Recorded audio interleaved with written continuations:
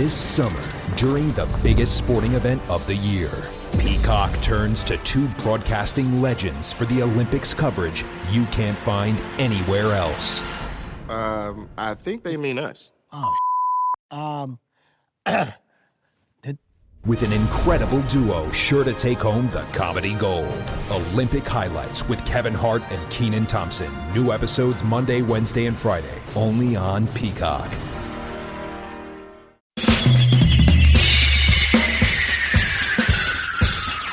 This is The Other Side of Midnight with Frank Morano. They're running a strange program, y'all. Now, here's Frank Morano.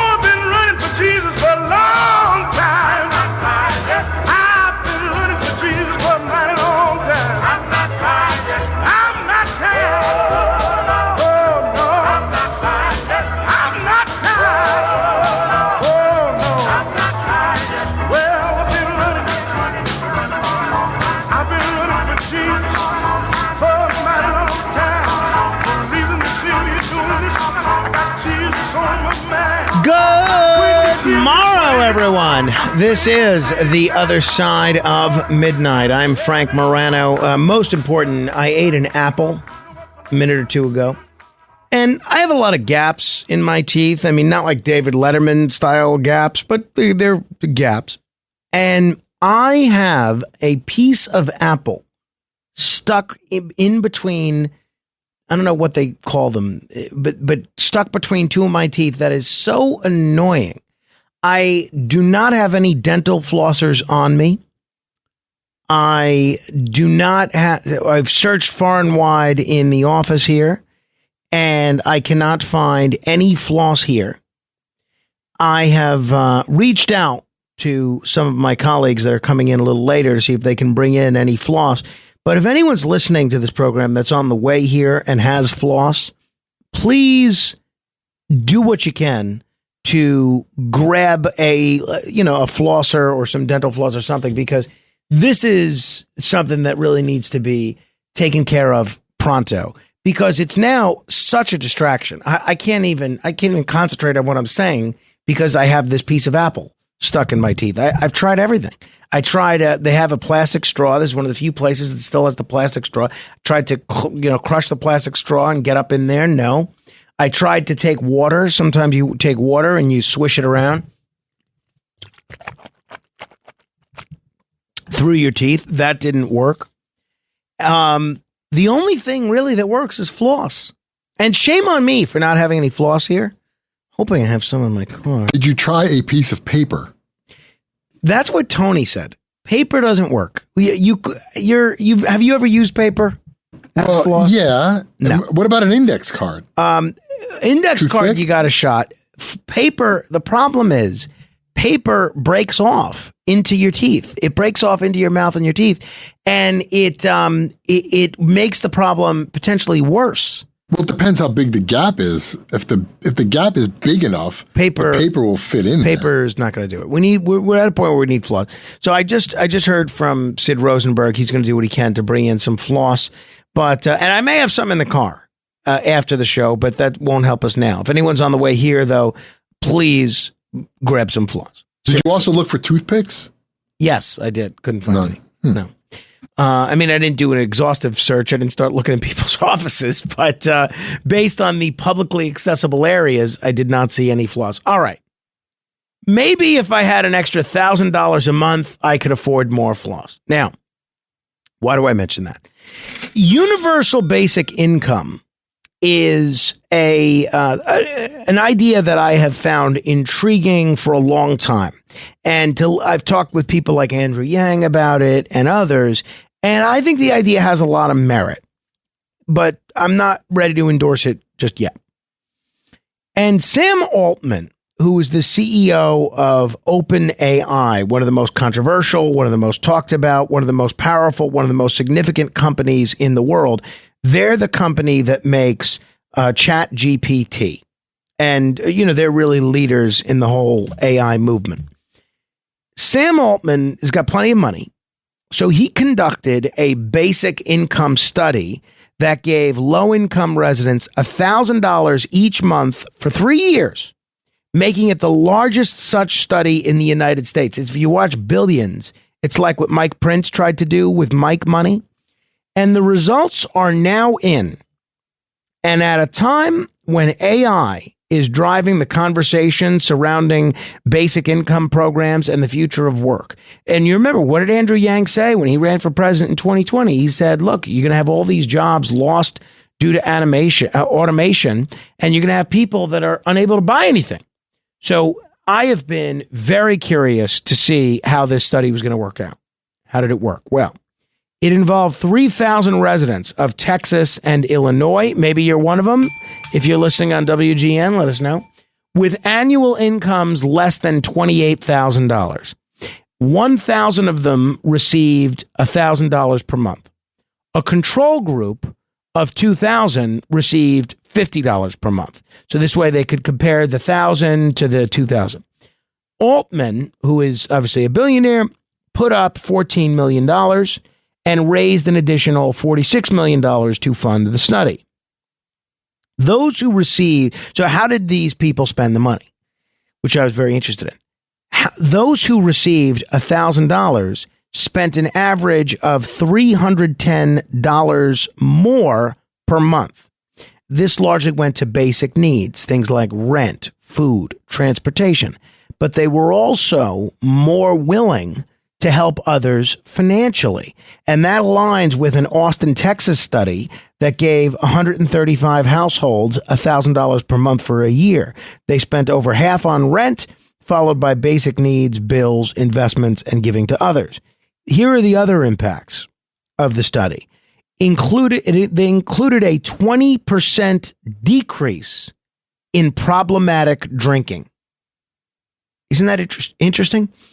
Greater agency over where they lived and the ability to pursue a new field or hold out for a better job. They still worked, though perhaps slightly less. But while stress and food insecurity decreased in the first year, that faded over the next two. The report found that cash alone cannot address challenges such as chronic health conditions, lack of childcare, or the high cost of housing. So Altman has a vested interest in exploring what happens in a world where AI replaces jobs. And he has long proposed studying basic income programs as a possible solution. But as the study found, they aren't a magic bullet for poverty. And they often face a lot of pushback. Tying them to AI could render them dead in the water if AI never advances enough to replace human workers or if it creates new jobs. Economist Michael Strain told NPR that a better idea might be offering tax credits to lower income workers. So the takeaway, I guess, depends on who's writing about it. It seems like whatever your point of view on this was, you were able to find something in the study that justifies it. One of the takeaways is that more money gives people more freedom to improve their lives. But how do you ensure that for everybody?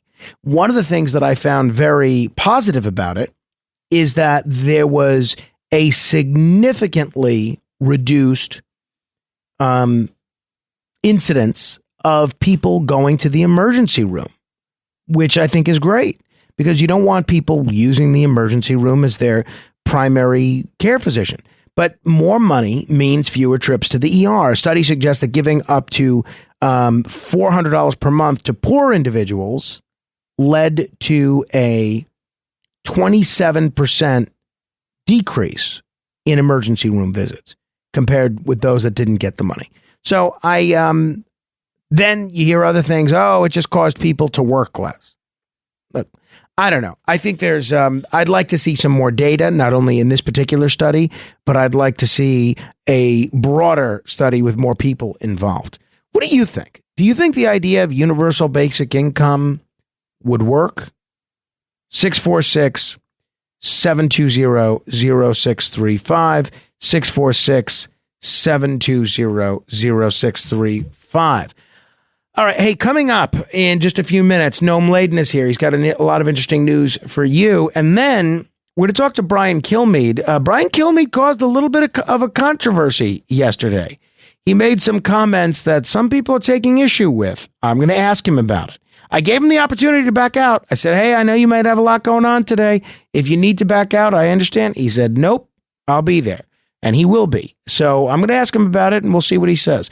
All right, 646-720-0635. Larry is in Brooklyn. Hello, Larry.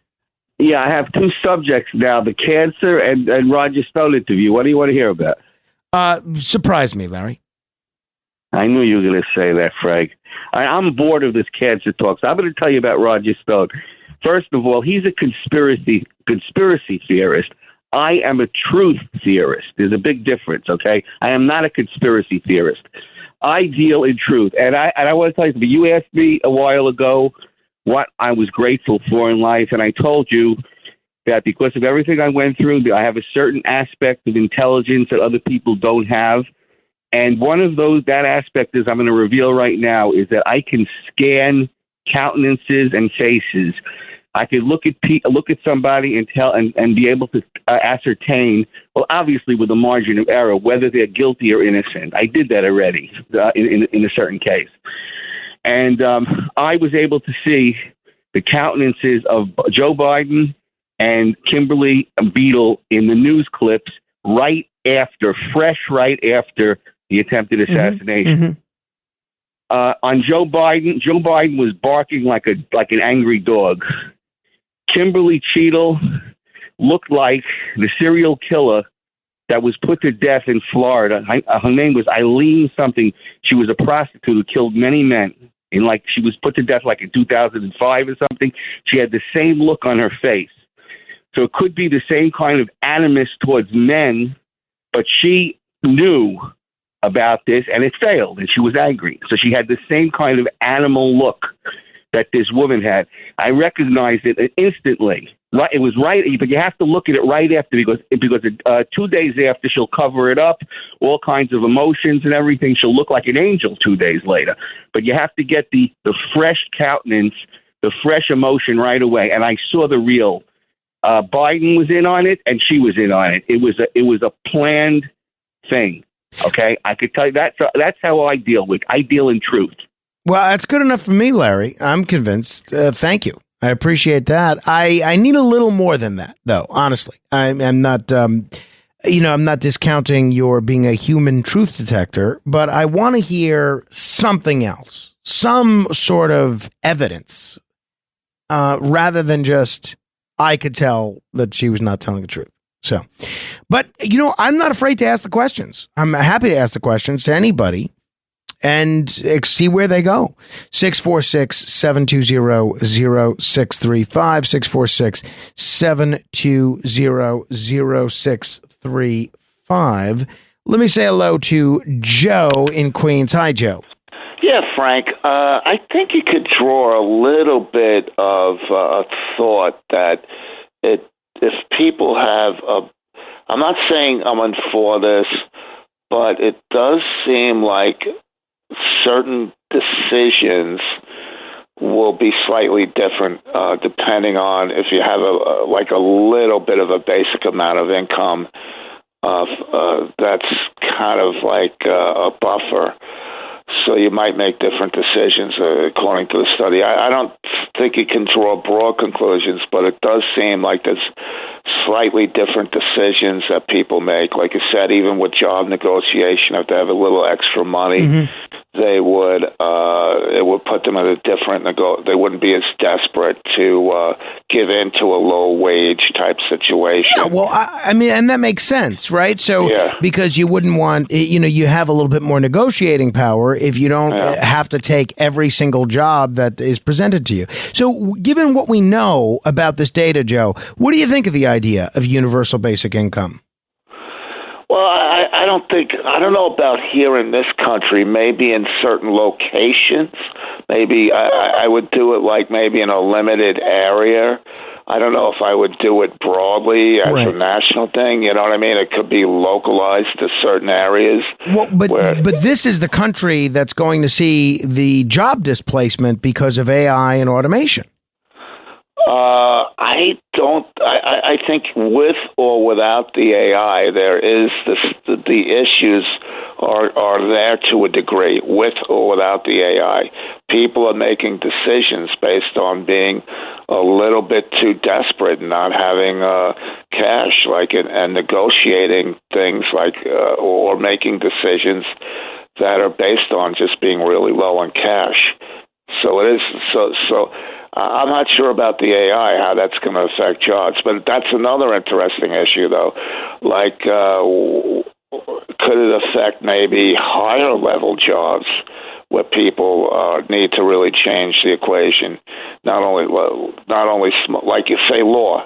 Basic law. Is AI going to be able to do basic law? Well, and that's where you do need. You'd rather trust a good, sincere lawyer rather than AI. But if you can get it, if they overcharge for basic services, people can't afford a good lawyer necessarily. Joe, thank you. I appreciate that. Noam Laden is here. We'll check in with him next, and Brian Kilmeade. If you want to comment, 646-720-0635, 646-720-0635, straight ahead. The Other Side of Midnight with Frank Morano.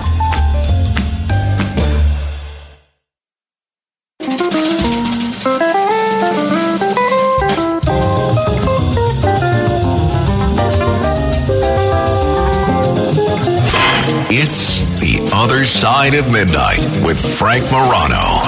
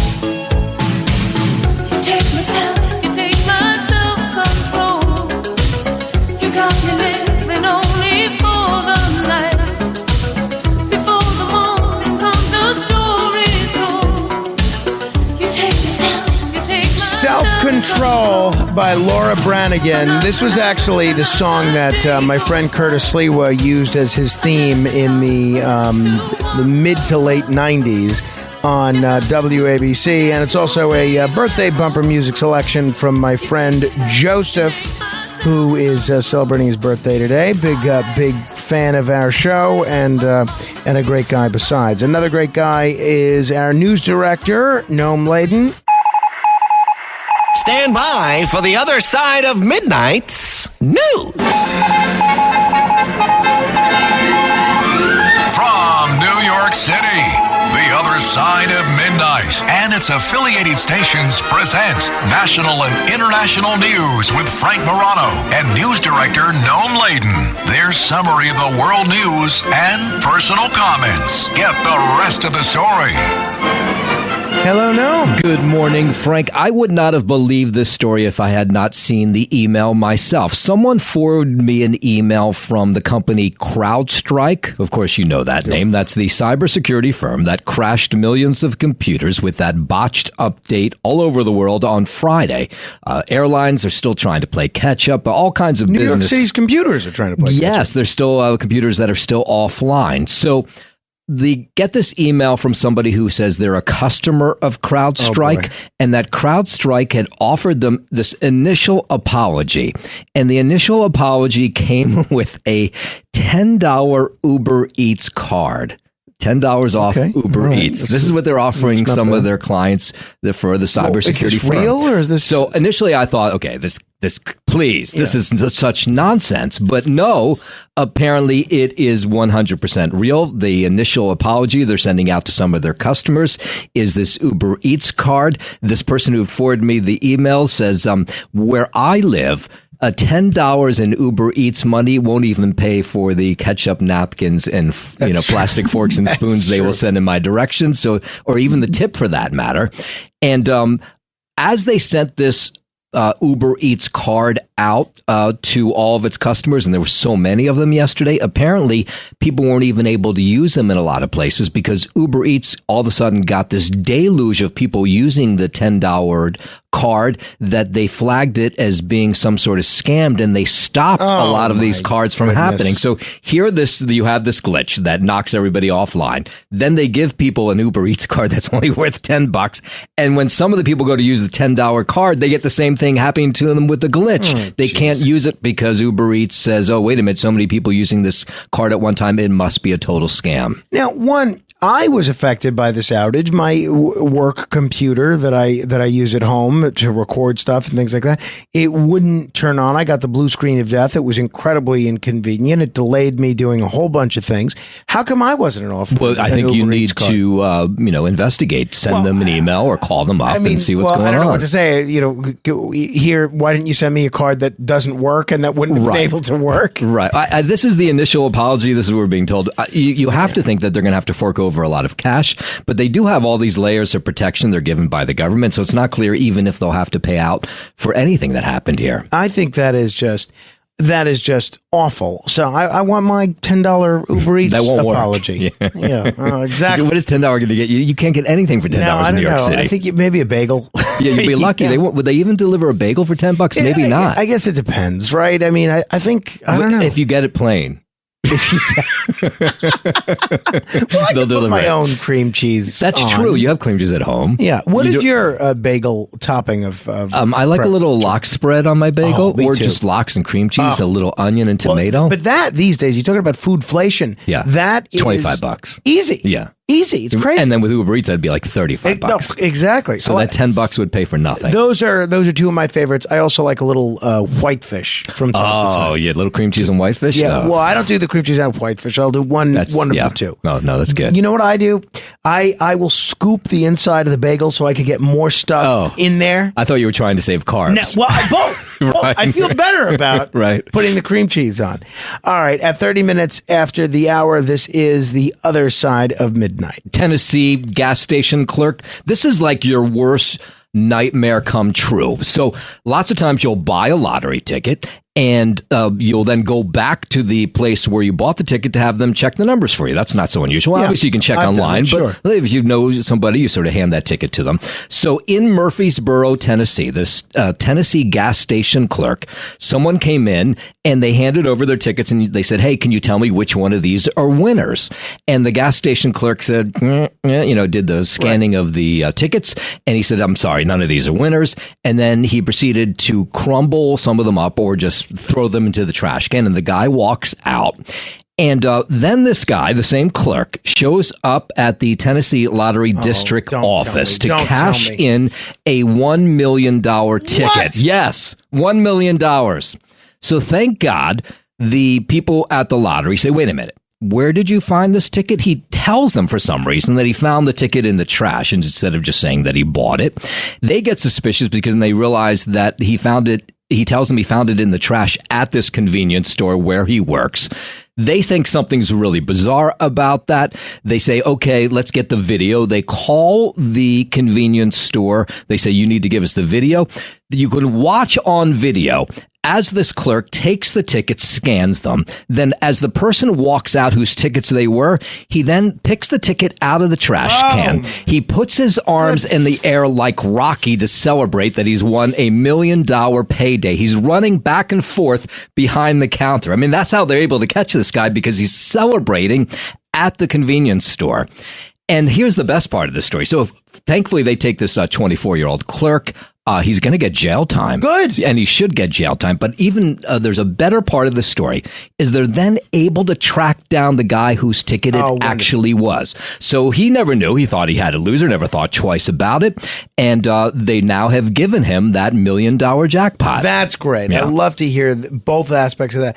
But what I don't understand, I mean, I know clearly this guy, this 24-year-old is a little, is kind of, not exactly morally virtuous, but he's also pretty dopey. Yeah. He's got to know there are cameras there. How does he not know that they're going to see him celebrating like he just won the World Series? Look, they never would have been tipped off if he hadn't told them when they said, because, such a big winner, they said, where did you get this ticket? Where'd you buy it? If he had just said he had bought it at the convenience store, probably nothing would have happened. But the fact that he said he had found it in a trash can, right, that just set off all kinds of alarm bells. Yeah, that is for sure. You play Lotto? No. Yeah, I rarely do. I play at the worst times that you're supposed to play, when the jackpots are just super big. $7 billion. Yeah, exactly. Right. Because it's the worst time to play because, Are your odds any different? I don't think they are. No, but it's there's more people playing, so there's a better chance you'd have to split the prize with folks, and I don't know. And you're supposed to play, if you're going to play all the time with the same numbers. I don't think you get any better odds playing all the time than you do once in a lifetime. I don't think so. Yeah, I'll have to go. I'll go look at that.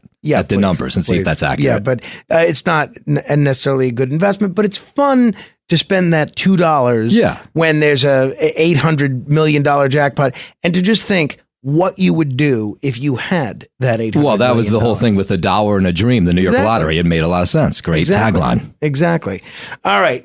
Thank you very much, Noam. You are a gentleman and a scholar. In a moment, we're going to talk with Brian Kilmeade, nationally syndicated radio talk show host and a best-selling author. And he's got a lot going on in terms of the news these days. I don't know if you saw any of the hearing with Christopher Wray yesterday, but it was wild.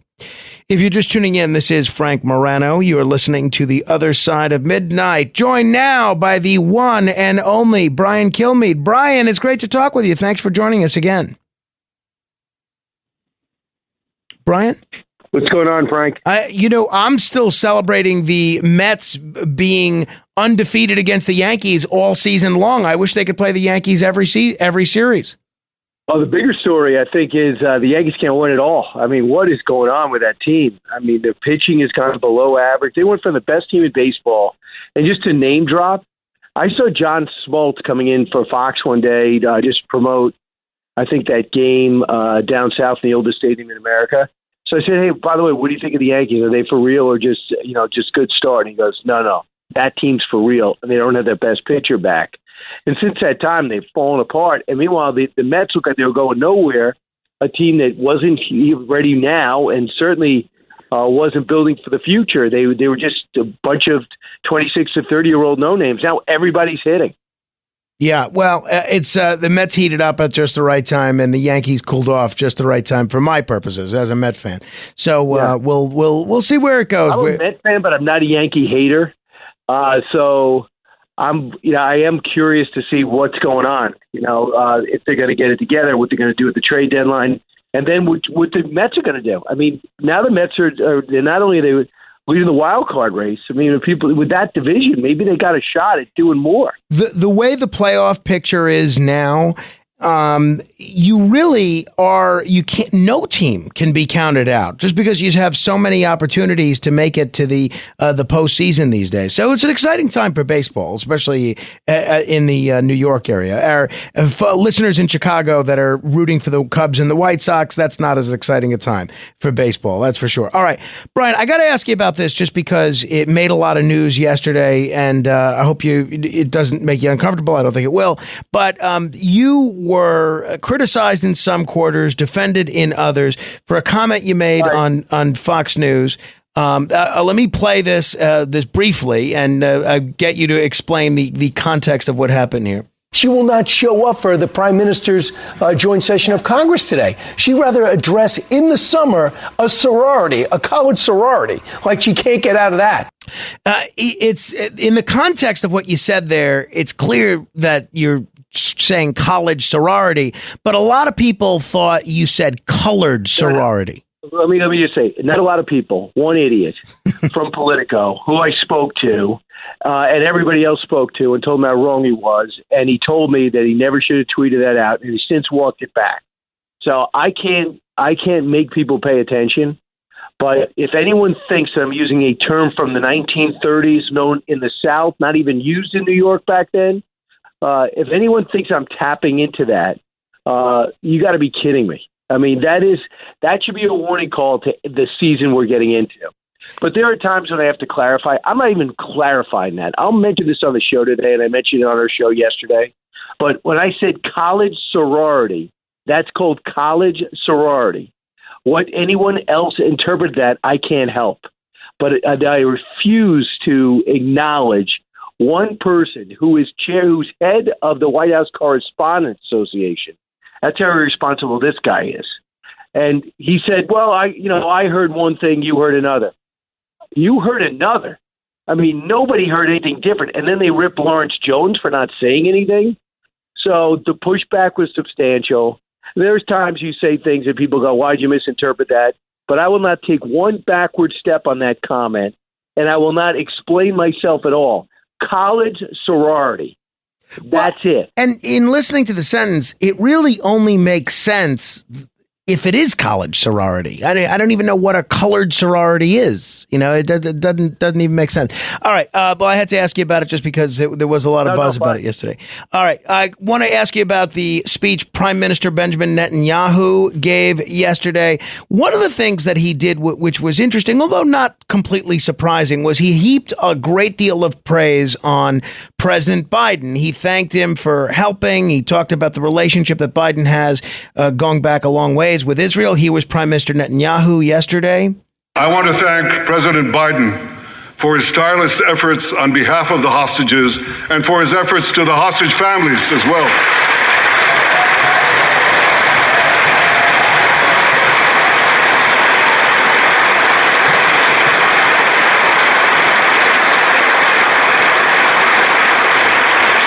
I thank President Biden for his heartfelt support for Israel after the savage attack on October 7th. He rightly called Hamas sheer evil. He dispatched 2 aircraft carriers to the Middle East to deter a wider war. And he came to Israel to stand with us during our darkest hour, a visit that will never be forgotten. He went on in a number of other areas with effusive praise for Biden. That doesn't jive with what President Trump has said about Biden, where during the debate, he said he's basically become a Palestinian. Were you surprised to hear Netanyahu so effusive in praising Biden? And does that change kind of the Republican messaging going into the waning days of this election as it relates to Israel? Not at all. Not at all. And here's the thing. Netanyahu knows this guy's closing out a career. I'm sure this story is going to emerge that, one-on-one, he's going to have the same stories as other diplomats in NATO leaders, that he doesn't seem to be there. Macron noticed the decline. You're going to hear more and more of that coming out. Here's the bigger story. 24, maybe 36 Democratic lawmakers sat out. Nancy Pelosi said it was one of the worst speeches she's ever heard in her life. At Union Station, they burned our flag. These people who say they're Americans, but I'd love to see all their IDs, who will cover their faces, wore Hamas regalia. So that's like wearing bin Laden outfits. Hamas is as evil as it gets. They want to kill every American. They want to kill every Jew. And people should understand that. They don't want a two-state solution. They don't want Gaza to have better plumbing. They are living underground hoping that every Palestinian gets killed so the Hamas can win the PR war. So understand what they did on October 7th. 2,200 people were just absolutely massacred, 1,700, massacred to death. Babies were killed, put into ovens. You have all those stories. And I love when his line about these people protesting, because Iran is financing a lot of it, and they said they're what we call useful idiots. You are going to bat for a terror organization who hates this country. Understand, Iran is Hezbollah. Iran is backing Hamas. Iran is paying for the Houthi rebels. Iran is paying for the Palestinian Authority in many cases. and all to target Israel, as well as what they're doing in Syria, using that as a base too. Drumroll, please, target Israel. But believe me, we're the problem. We're the ones sustaining Israel. We're the ones that they want out of the Middle East. Iran actually targeted our base with drones. It was this administration that allows them to sell oil. They get that money not to build better parks for their people, but to get better weapons for their terrorist proxies. So that's what this administration has done. And what he also brought up is, for you see people who say gays for Gazans or Palestinians, do you understand? He says it's like chickens being for KFC, because they hate you. They just let you pick the building they throw you off of. So these uneducated, ignorant idiots who are at Union Station, allowing themselves to be backup for Sinwar, who is hiding in the basement with our hostages, 8 of which are American. They are burning our flag, looking at us as the bad guys for supporting Israel. And you've heard the weapons experts and the military experts. One from West Point says that the ratio of civilian deaths towards militant deaths are lower than ours in Ramadi and Fallujah and in these high-density warfare theaters. So that's these experts saying. You are allowing the Hamas communications wing to decide what's going on in Gaza.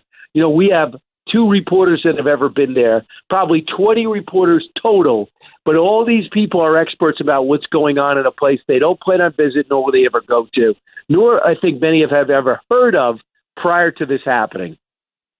One thing that we did hear about out of the Middle East this week, and this is not rumor, appears to be confirmed, is that Fatah and Hamas, which have been these 2 traditionally rival groups representing the Palestinians, with Fatah in control of the West Bank and with Hamas in control of the Gaza Strip, they apparently have decided to join forces and form a unity government that is going to govern both the West Bank and the Gaza Strip. Now, one of the things we heard from Prime Minister Netanyahu and others at the beginning of this conflict was that they were not going to stop this war until Hamas was eradicated. I would think the joining up with Fatah is a step backward in eradicating Hamas, right? Frank, you're listening to the communications out of a Chinese diplomat visit and said, guys, get together. And they said, that sounds good. But let me just educate everybody to understand what they've done in the past to know what they're going to do in the future. They put this to a vote. Condoleezza Rice pushed it and said, I think they're ready for a 2-state solution. Let them vote. Hamas won overwhelmingly. So they decided to separate. And then in turn, they kicked out and murdered every Palestinian Authority member that outside Mahmoud Abbas that planned on asserting themselves in the Gaza Strip and West Bank. So they lose the election. Then they get ferried out. Now Hamas is more popular in the West Bank, as well as they're in control, let's say, of Gaza. So if you believe that the Chinese can waltz in there and in one day sincerely get them to decide to come together, I think it's folly. And believe me, one of the people that understands this is Hillary and Bill Clinton, because they're not buying onto this. Because as nobody worked harder outside Jimmy Carter than Bill Clinton. And if you go back and look at the play-by-play, he put so much time into it. And in the end, Yasser Arafat walked away from it. And when one was told, this is the best deal you ever had. We had a highway all ready to be built by international forces that was going to link West Bank and Gaza. You're going to have a piece of Jerusalem. Why did you walk away? And he said, if I cut a deal, I would be murdered the next day. And he said, why did you waste all my time? And you should understand the 2-state solution is not music to the Palestinians' ears. They don't want it. They want Israel out. It's the West who keeps saying this, but if you get your hands dirty in this, they don't want this. So you don't buy this new level of unity between Hamas and Fatah? Oh, my goodness. They hate each other. And by the way, Hamas hates the Palestinians. They're using the Palestinians as human shields. So Hamas is not there for the Palestinian cause. They're there to eliminate Israel. This is a one-day missive. They've shown no sense of getting along. And on another note, Fatah has taken this international money, and they've all gotten rich. Mahmoud Abbas with his private jets and villas and homes everywhere. Yasser Arafat was one of the richest people in the Middle East before he died. They're still trying to recover some of the money he had, but his widow has gotten it. They are these leaders are the most selfish people, the most diabolical people you'll ever run against. I'm not talking about the Palestinian people. They've been misserved and misled by leaders they didn't assign nor did they elect. So the guys, and by the way, before you do a big hostage swap, and I want these hostages, evidently it's more horrific than we could even imagine. Every time they let the Israelis empty their prisons, they end up with more terrorists. Sinwar was in prison. He was put in a hostage swap. He had brain cancer. They saved him in prison with elite Israeli hospitals. Mm-hmm. He became best friends with his surgeon. And the surgeon, when Sinwar went back, thanking the surgeon, he went back in, became a terrorist, became the leading terrorist, became the mastermind of this. And then when one of this surgeon's cousins was caught up as one of the hostages, Sinwar said, sorry, he's already dead. That's the thanks he had to the surgeon that saved his life and to the country that gave him free brain surgery that saved his life. So I have no patience for people who want to see the sympathetic side of the terrorists and believe that these horrible leaders, Mahmoud Abbas on down, would ever come together for the good of the Palestinian people.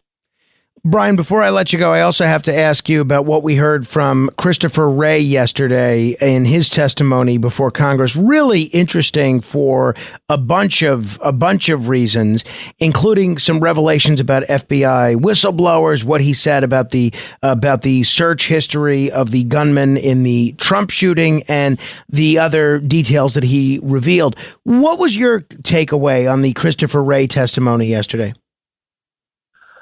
He said more than the Secret Service director. He gave some things. I think Marcel Marceau would say more than the Secret Service director. Thank you. I agree with you. And she just almost wanted to be fired. I thought he could say more. This is what I would do, Frank. If you don't want to frustrate the American people, and maybe they just do, but for those of us who work, who have our hours, we can watch this in the afternoon. Many people can't. So he is the director. He can't possibly have all the answers. I would put the 4 or 5 people behind him or alongside him who are working this case feverishly every day. So he's got to synthesize what people tell him, who are running the investigation, been out to Butler 25 times, I imagine, and back again with the photos and the video. So they should be next to him. So when they ask a real good question, how many shells were on the roof? What was the chances of his car blowing up? Was the plan to detonate the car after taking out as many people as possible? The Lee Harvey Oswald situation, the flying of the drone. They were able to tell us that he looked up Lee Harvey Oswald, how far he was away from JFK. Mm-hmm. Okay, that's new. Thank you. How many casings? It was 8. Thank you very much. Well, we got that out of the video, so you can't lie to us about it anyway. So if I could just have the people working the investigation, and if they say, if I tell you it might compromise it, that's not true. Right now, the only shooter is dead. If it is more complicated, the answers will be in those platforms. The 3 platforms, one in New Zealand, one in Germany, one in Belgium, and one of which he contacted right before he got to the site. So that's the interesting thing. If you want to keep that quiet because you're hunting who's on the other end of that communication, I get it. But all the other details, put people out there to answer the questions, and it'll be less adversarial. But I'm so disappointed, and I shouldn't be. I should expect it. On both sides. Don't bring up the laptop. I'm asking about, don't bring up Hunter's laptop. We're asking about the assassination attempt. Right. Don't bring up Project 25. We're asking about the assassination. Don't bring up January 6th. Enough. There's little things going back and forth about the FBI being anti this. And, there's evidently this paper floating around of how to handle, how the FBI should handle Trump if he comes back in office. Well, that's interesting. That shows bias. Okay, if you want to bring that up and just say, is that true or not, and put that into the mainstream, I see it. But if you just want to make statements about Paul Pelosi and threats to Democratic lawmakers, like Jerry Nadler, who lets down New York every day, which we keep reelecting him here in New York City. So when you see that, I say to myself, you have 5 minutes. You have 5 minutes. And you're wasting 2.5 minimum on dumb statements that Christopher Wray has no idea nor plans to answer. Lastly, Brian, what did you make of President Biden's farewell address yesterday, or his announcement as to why he's passing the torch? Well, I still don't know why. Neither did I after 10 minutes. Yeah, I mean, look, he didn't tell us why. The whole thing was a shot at Trump. Democracy's in the balance, freedom going back. Kamala Harris is the best thing ever. All the reporting says he doesn't believe that. He never would have come out. Stop praising him. You forced him out. You bludgeoned him in his back. You never moved the knife. You twisted it until he left. Don't act like he did something for the country. You decided the best thing for the party to beat Trump was somebody else. I'm not too sure they anticipated Kamala Harris would be so adept at consolidating support. I think that might have surprised Nancy Pelosi and Barack Obama. But, I mean, that's it. Look, he's done. He's finished. He's through. He's been a hands-off president. At the same time he's there, do you know the Russians and Chinese breached our airspace yesterday? Do you know that in the Union Square, as I mentioned, they're burning our flag, putting up the Palestinian flag, having Hamas regalia everywhere? And not only 5 people were arrested, and that was for resisting arrest. So I am so not buying into the narrative that he did the right thing. LBJ did the right thing. Look, I got to focus on the Vietnam War. He didn't have the votes, he didn't have the support, and I'm going to focus. Don't even try to draft me. I'm done. This was 3 weeks of haranguing, and then we're finding out more and more that he hasn't been able to do the job. Did you read the Wall Street Journal story? In 2021, the Wall Street Journal yesterday chronicles 2021 when asked he was addressing the Democratic caucus. And he said, this is why we need the infrastructure bill, and this is why we need $1 trillion to do it. He got up to explain himself, and he was totally incomprehensible to the point where everybody in the room was concerned, and Nancy Pelosi had to get up and straighten it out and define everything. That was the last time he addressed a joint session of Democratic, I shouldn't say joint session, a Democratic caucus about a message, whether it's gun reform or the rescue package or the Inflation Reduction Act. He never briefed anyone on anything. This was all done at the Senate and House level, and he signed off on it, and he had some staffers. As early as 2021 behind the scenes, people were alarmed at his deterioration and inability to communicate. Brian, we're going to have to end it there. I know you have at least 6 or 7 hours of television and radio ahead of you just today. A great radio show on tap. You have a former advisor to the American ambassador to Israel. You got Bob Cusack waiting in the wings. And I know it's going to be a great show on Fox and Friends as well. Thank you, my friend. Go get him, Frank. All right. 15 seconds of fame in a moment. 646-720-0635. I'm being told floss is on the way. Straight ahead. The Other Side of Midnight.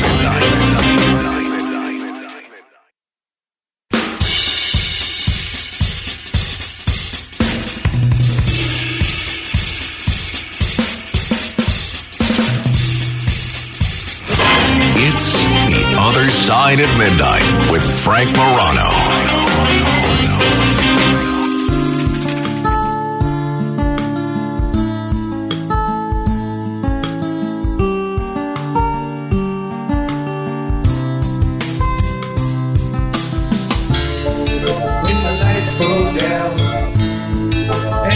The Other Side of Midnight by Stevie G and the Telephone Sanitizers.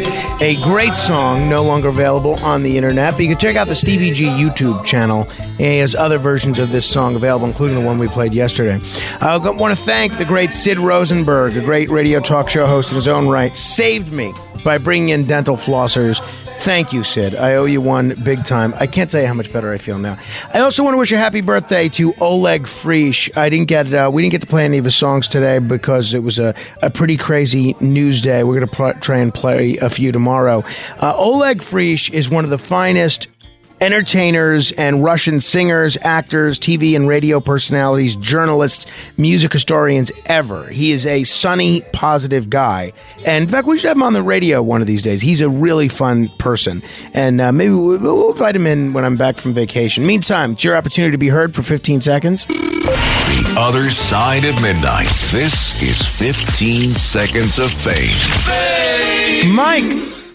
Morning, Frank. You say potato, and I say potato. You say tomato, and I say tomato.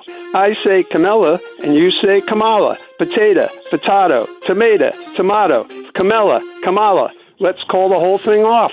David. Yeah, the FBI director could not testify that Donald Trump was actually hit by a bullet. Why won't Donald Trump allow the doctors that treated him in the ER to tell us what actually happened? Thank you. Bob. Yes, Kamala Harris's laugh is so annoying that Donald Trump wants to shoot himself in his other ear. Oh, jeez. All right, we're going to end it there. Johnny, Ray, Rusty, Eddie, E. Frank, Robert, Joaquin. We'll try again tomorrow. Frank Morano, good day.